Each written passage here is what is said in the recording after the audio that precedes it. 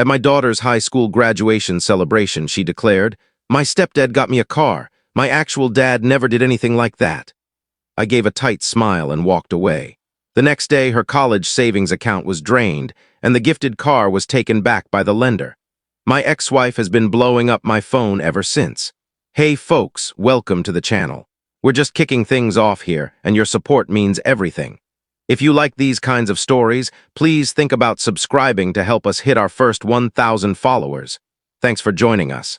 Hey Reddit, this tale is going to make your blood boil before it turns satisfying. Stick with me on this one. My daughter, Lily, just graduated high school last weekend. She's 18, class valedictorian, and earned a full academic scholarship to state college. I was bursting with pride as I drove to her graduation party at my ex-wife Corinne's place. I never imagined I'd be publicly humiliated by the daughter I'd supported her entire life in front of dozens of people. Corinne and I split when Lily was 7. We kept things amicable for Lily's sake, agreed on joint custody, and I moved just 20 minutes away. I was there every other weekend, Wednesday dinners, and never missed a child support payment in 11 years. When Corinne married Greg 4 years ago, I thought it was great for Lily to have a stable home with 2 parental figures. Greg sells business insurance and acts like he's some big-shot CEO, always flaunting his investments and ventures on social media, driving a leased Mercedes, and renting a pricey house in the fancy part of town. The thing is, Greg's decent at earning money, but he burns through it faster than it comes in, living paycheck to keep up appearances despite a solid income. Still, I didn't just cover child support. I'd been stashing money in a $529 college savings plan under my name since Lily was born. 18 years of deposits plus interest had grown to just over $92,000. Corinne knew about it, Lily knew about it, and I'd always called it Lily's college fund. Legally, though, it was under my control until I chose to hand it over. I also paid for Lily's car insurance, phone plan, half her ballet classes, and school costs. When she wanted that pricey photography workshop in her junior year, I covered it. New laptop for school, I got it. Senior class trip to Chicago, I funded it. Whatever Lily needed, I provided, no hesitation. So I arrived at the graduation party with a high-end camera as a gift, since Lily had been talking about studying photography as a minor. The backyard was packed with her classmates, teachers, neighbors, and relatives. I was chatting with some parents, sipping a drink, and everything felt fine. About an hour in, Greg stood up and tapped his glass with a spoon. The crowd quieted down and gathered near the patio where he stood with Lily. "I want to thank you all for coming to celebrate Lily's amazing accomplishment," he began, his arm around Lily's shoulders. "As her stepdad, I'm incredibly proud of the young woman she's become." He pulled out a set of car keys and held them up. "Lily, these keys are for the brand new Toyota Corolla parked in the driveway. It's yours, sweetheart." Lily shrieked and hugged Greg, bouncing with excitement. Everyone clapped and cheered. I clapped too, though I was irritated Greg hadn't mentioned such a major gift beforehand. Still, it was a nice gesture and Lily deserved it. Then Lily took the microphone from Greg. "Thank you so much, Greg," she said, her voice echoing across the yard. "You know, growing up, I always wondered what it'd be like to have a dad who truly cared about me." I started feeling uneasy, but I thought she was just caught up in the moment. "Someone who'd make big gestures like this," she went on, holding up the keys. "Someone who'd show me I was important." Now I had a sinking feeling. Lily was staring right at me as she spoke. "My stepdad got me a car," she said, still locking eyes with me. "My real dad never did anything like this. I guess now I know what it feels like to have someone who actually wants to support my future."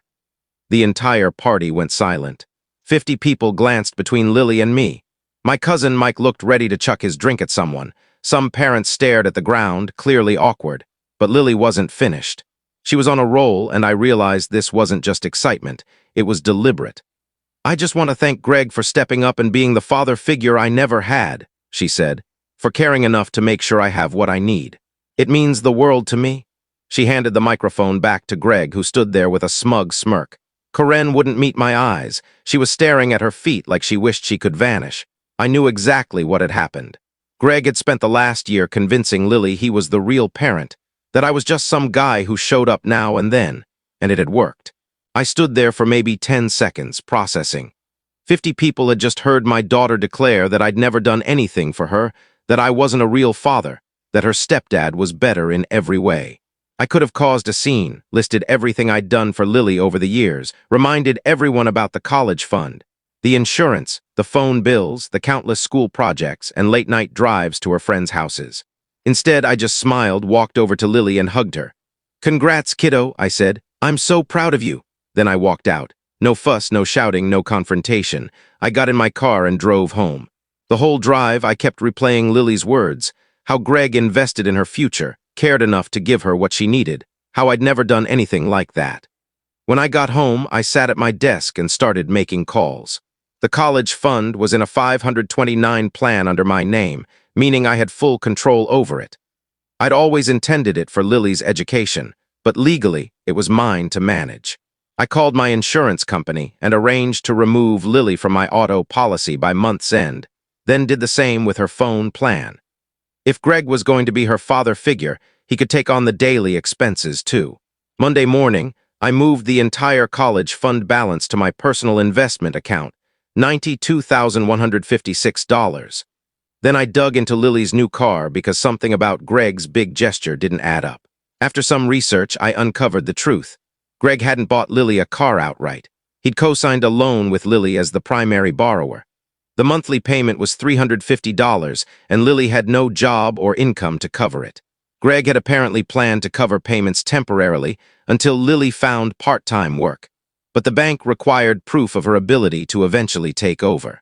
As her father, I was listed as a financial reference on the loan application without my knowledge. Greg had used my income and financial stability to help qualify Lily for the loan without informing me. When the bank called for routine verification, I told them the truth. I wouldn't be supporting Lily's expenses anymore, and Greg would be handling everything now. The bank got spooked. An 18-year-old with no job, no credit, and no family financial support was a massive risk. They started pressing Greg about his ability to cover payments long-term. Greg had claimed he could manage temporarily, but when they demanded financial records, things unraveled quickly.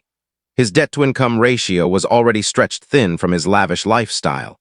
2 weeks later, Lily's car was gone. The bank had demanded full payment or the vehicle's return when Greg couldn't provide solid financial backing. Karen called me that afternoon, livid. "Lily's car was repossessed," she said.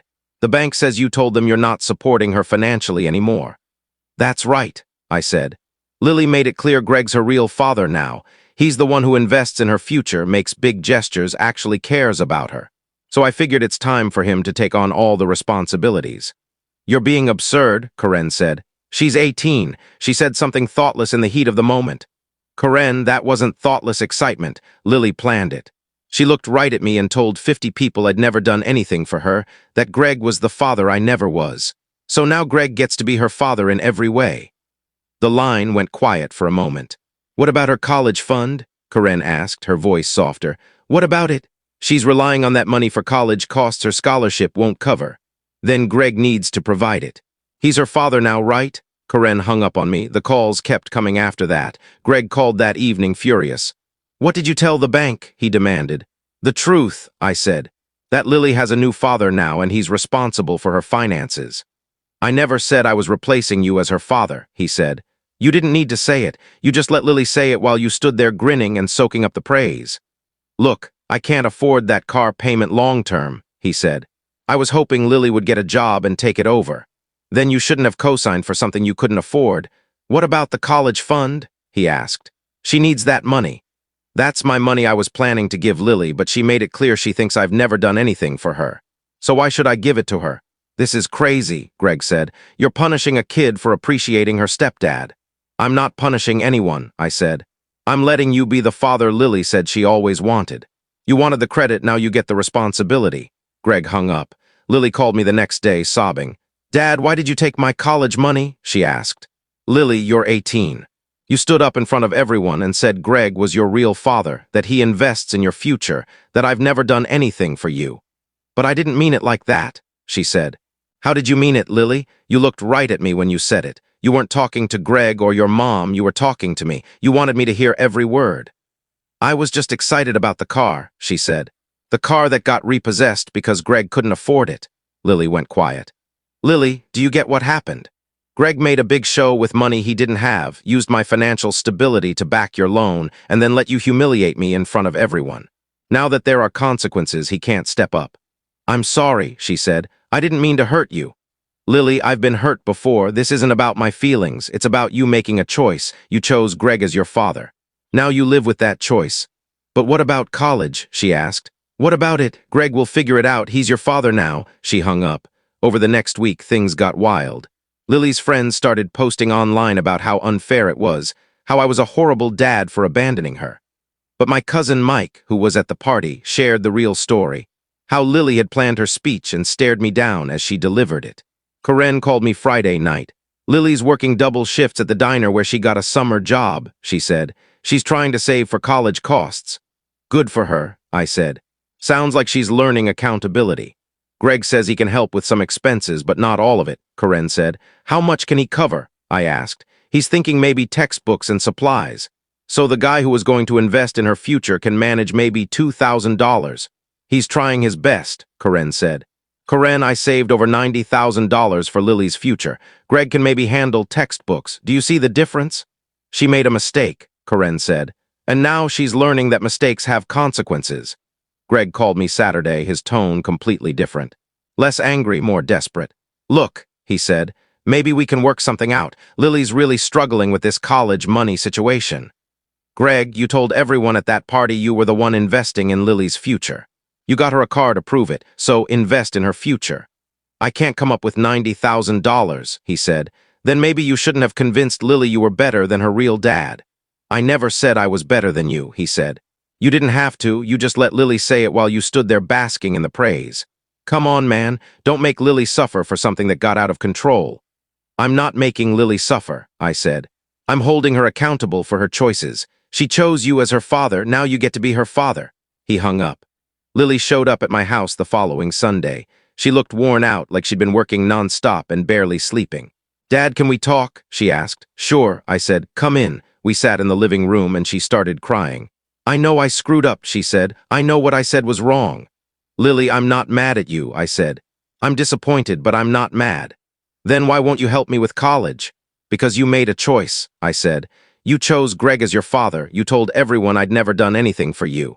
You can't reject me as your dad in public and then expect me to keep funding your life in private. But I need help, she said, and Greg needs to provide it. He can't afford it, she said quietly. Lily, let me ask you something. How much do you think I've spent on you over the years? I don't know, she said. Between child support, insurance, your phone, school costs, activities, and the college fund, it's probably close to $200,000 over 18 years. Greg got you a car he couldn't afford and it got repossessed. Do you see the difference? Lily was silent for a long time. I really messed up, didn't I? She said finally. Yes, you did. Is there any way to fix this? Lily, you didn't just hurt my feelings. You humiliated me in front of family, friends, and neighbors. You said I'd never done anything for you. Do you know how that felt? I'm sorry, she said. I know you are, but sorry doesn't erase what happened. Sorry doesn't change that you let Greg manipulate you into turning against me. So what happens now? She asked. Now you figure out how to pay for college without my help. You wanted Greg to be your father, so Greg handles your expenses. But he can't do what you did, she said. Then maybe you should have thought about that before deciding I wasn't good enough to be your dad. Lily left after that. She didn't argue or make a scene. She just left, looking defeated. It's been 3 weeks now, and things have shifted. Lily's working full-time at the diner and has applied for extra student loans to cover living expenses. She's also applied for work-study programs at college to help with costs. Greg, meanwhile, has been noticeably absent from the college funding discussion. Turns out, his ability to invest in Lily's future was limited to flashy gestures he couldn't back up. Karen calls every few days, usually trying to guilt me about Lily's situation. Yesterday, she tried a new angle. Lily's learned her lesson, she said. She knows she was wrong, isn't that enough? Karen, this isn't about teaching Lily a lesson, it's about Lily making a choice. She chose Greg as her father figure. Now Greg gets to support her. But Greg can't provide what you can, she said. Exactly, I said, and maybe Lily should have thought about that before she publicly rejected me. The truth is, I feel for Lily's situation. But she's 18 and made an adult decision to humiliate me in front of everyone. Now she faces the adult consequences of that choice. Lily wanted Greg to be her father, so Greg can figure out how to fund her college. I'm done being the financial fallback for someone who thinks I never did anything for them. I've got $92,000 I was going to give to someone who valued me.